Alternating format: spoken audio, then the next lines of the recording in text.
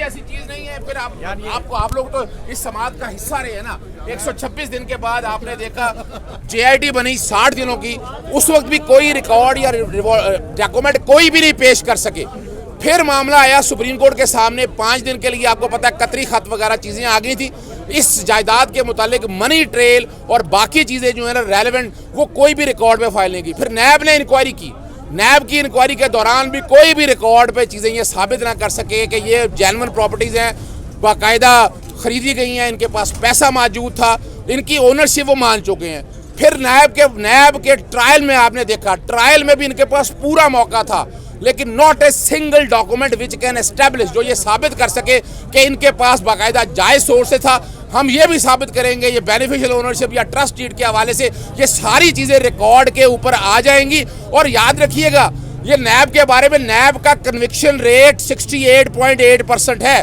तो हमने ये सिर्फ चंद सियासतदानों ने जो नैब को टारगेट किया हुआ है, इस केस के अंदर आपको साबित करेंगे हम कि कोई पॉलिटिकल विक्टिमाइजेशन नहीं है, कोई टारगेट नहीं है, रिकॉर्ड बड़ा सीधे है। और मैं आप लोगों के सामने मीडिया पे कहता हूं कि इनके पास अगर सबूत हैं, इनकी इनकम टैक्स रिटर्न उठाकर देख लें, ये ला दें आपके सामने कि इनकम टैक्स रिटर्न में, वेल्थ स्टेटमेंट में ये सारी चीज़ें डिक्लेयर की हैं। मेरे पास नॉमिनेशन पेपर भी हैं 1996 के, जो बाकायदा उस वक्त एतजाज़ एसएन ने असेंबली के फ्लोर पे दिखाए थे कि जिसमें 427 रुपये इनकम टैक्स नवाज शरीफ ने दिया था। उसके अलावा मियाँ मोहम्मद शरीफ साहब, जो इनके वालिद साहब हैं, जो ये कहते थे कि जनाब वो जद्दी पुश्ती अमीर हैं, मेरे पास रिपोर्टेड जजमेंट है। आने वाले दौर में जब मैं आर्गू करूंगा तो ये भी रखूंगा कि उसके अंदर 88-89 के अंदर मियाँ शरीफ साहब ने 9,36,311 रुपये आमदन है, और उसमें इनकम टैक्स वालों ने इजाफा किया, 56 लाख के करीब आमदन हो गई।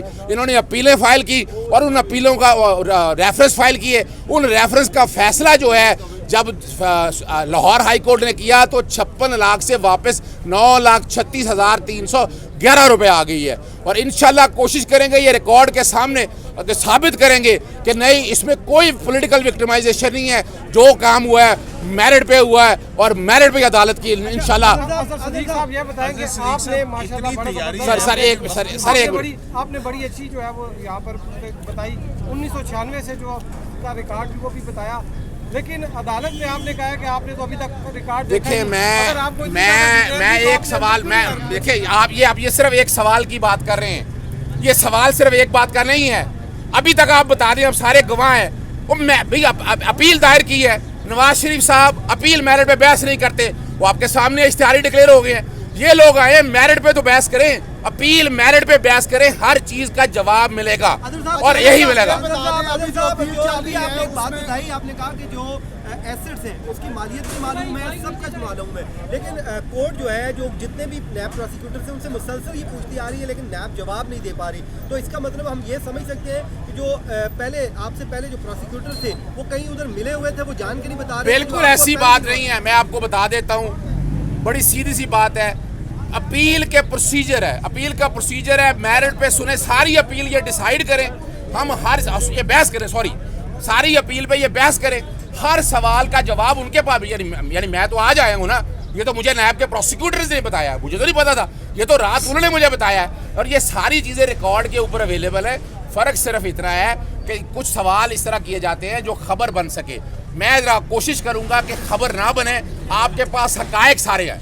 अच्छा सदीक साहब ये बताएं, सदीक साहब रात को YouTube पे कितने बजे आएंगे?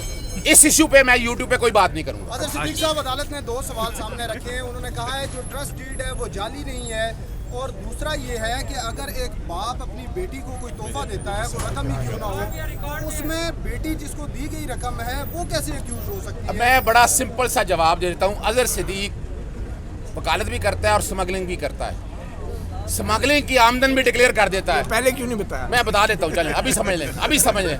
मैं स्मगलिंग की आमदन भी डिक्लेयर कर देता हूँ, मैं टैक्स भी दे देता हूँ।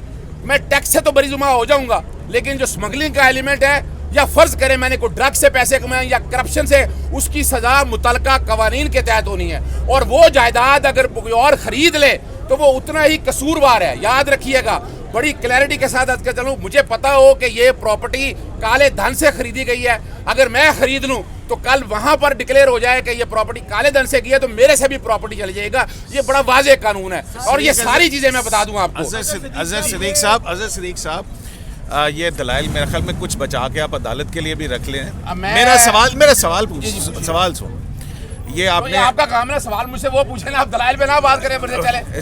सुने आपने गुची की ऐनक लगाई हुई है, ये ऐनक इमरान खान साहब ने आपको तोहफे में दी है, आप उनसे मुतासिर होके आए हैं या इसका कोई सोर्स ऑफ इनकम और है ये, या 2 नंबर ऐनक है? यार कयूम सिद्दीकी साहब, ये 2 नंबर का ऐनक है। मैं सामने बताता हूँ, एक दौर में आप ही ने मुझे तोहफे पे दी थी और मैंने वो लगाई हुई है। अब ये कसूर आपका है, अगर आप अपने आप को इमरान खान समझते हैं तो अल्हम्दुलिल्लाह मेरे लिए तो आप इमरान खान ही हैं। अच्छा अजहर सिद्दीक साहब, ये बताएं, चेयरमैन नैब की हदायत के मुताबिक आप आज थड़े पे आके प्रेस कॉन्फ्रेंस कर रहे हैं? देखिए मैं सिंपल सी बात आज करूँ, एक जो बात है ना, मेरा ये गिला है। मैंने नैब वालों को बड़ा वाज़ेह तौर पर कहा था कि ये जो मीडिया के ऊपर जो अदालतों से बाहर केस लड़ा जाता है, आप लोग इस हवाले से वाज़ेह नहीं करते हैं। कौम के सामने सारे हकायक रखे, आकर ये फेस करें जो अदालत में है। देखिए जो बात अदालत में बाहर आप करें कोई हर्ज नहीं है। चेयरमैन नैब ने इजाजत दी आपको? देखिए मैं देखिए जी, ये मेरे अपने तौर पर जो मेरा अपॉइंटमेंट हुआ है, ये जाती तौर पे आप कर रहे हैं? जी मैं ये बताता चलूं, मैं बतौर प्रोसिक्यूटर नैब अपने इख्तियारात को इस्तेमाल करते हुए ये मैं कर रहा हूँ। चेयरमैन नैब की क्या पॉलिसी है? सर मैं no comment sir, thank you sir. एक चीज बताएं कि अब आपने ये फैसला कर लिया है कि केस अंदर भी लड़ा जाएगा और बाहर भी, मतलब नहीं मैं देखिए मैं इसका जवाब दे देता हूँ।